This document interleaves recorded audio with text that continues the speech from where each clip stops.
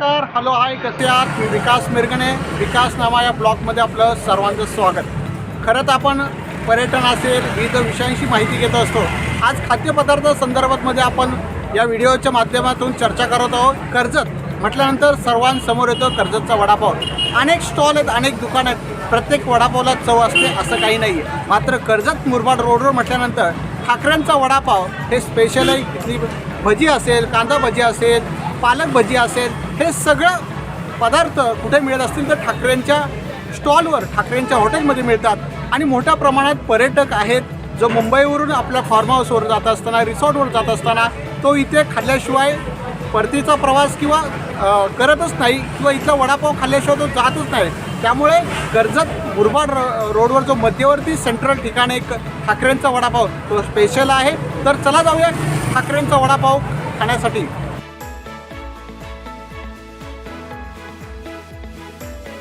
आता आपण हॉटेलमध्ये आलेलो आहे. मस्त माझ्या पाठीमागं मस्त भजी तळण्याचं काम सध्या सुरू आहे. चांगलं गरम गरम अशी भजी तळता येत आहे. त्यामुळे खमंग असा वडापाव सर्व पर्यटकांना देण्याचं काम इथे हॉटेल व्यावसायिकांमध्ये सुरू आहे.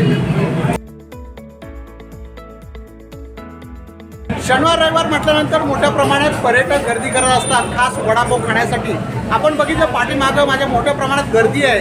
अनेक जण मुंबईवरून आलेले आहेत, पुण्यावरून आलेले आहेत खास ठाकरेंचा वडापाव खाण्यासाठी.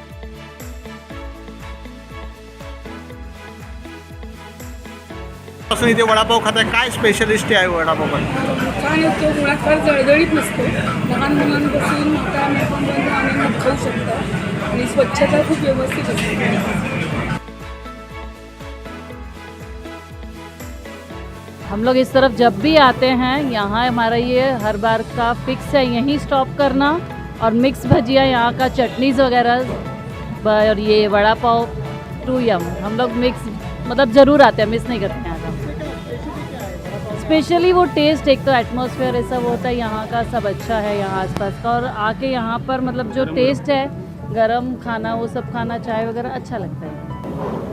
गेली 25 वर्ष हा उद्योग आमचा चालू आहे. आणि आपण पाहिलं असेल की चार फाट्यावरती एक छोटीशी सुरुवात होती. आणि आज आपण शूट करताय ती सेकंड ब्रांच आहे आमची.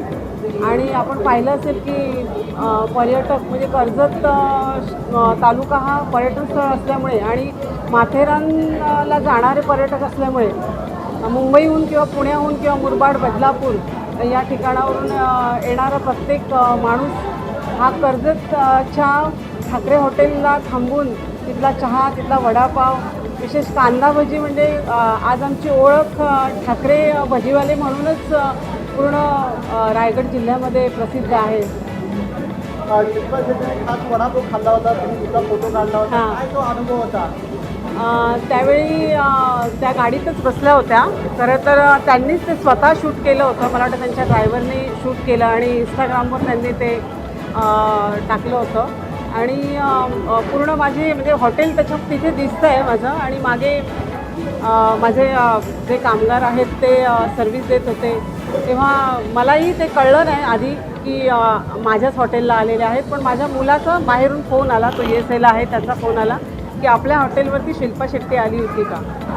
त्याने मला व्हिडिओ पाठवला आणि तेव्हा तो म्हणाला की आपले सगळे मुलं आपली हॉटेलमधले दिसत आहेत. आणि मग तेव्हा मीही कन्फर्म झाले की नाही, ह्या माझ्या हॉटेलचीच त्यांनी पालक भजी, वडा, कांदा भजी ती सर्व टेस्ट केलेली. आणि जाता येता अनेक म्हणजे हे हिरो वगैरे थांबत असतात आणि ठाकरे हॉटेलला भेट देऊन चवीने वडा, कांदा भजी, मिसळ असे खात असतात सगळेजण. वडापाव खातं स्पेशल काय? ठाकरेंकडे म्हणजे आपल्या मेन म्हणजे पहिले भजी, अशी कुरकुरीत भजी कुठेच नाही मिळत. आमच्याकडे घरी सांगितले तरी पण घरी नाही मिळत. कांदा भजी घेऊन जातो म्हणजे अप्रतिम टेस्ट आहे ना. आणि त्यांचा कुरकुरीतपणा हा मुंबईला जाईपर्यंत राहतो. म्हणजे आमचं तर इकडे पुढे घरच आहे, म्हणजे जाताना हा स्पॉट तर आमचा म्हणजे बाय डिफॉल्ट आहे. म्हणजे इकडनं पुढे दर्शन पेठ आम्ही जाऊ शकतो. It's Sunday. I can't resist vada pav. Oh my god.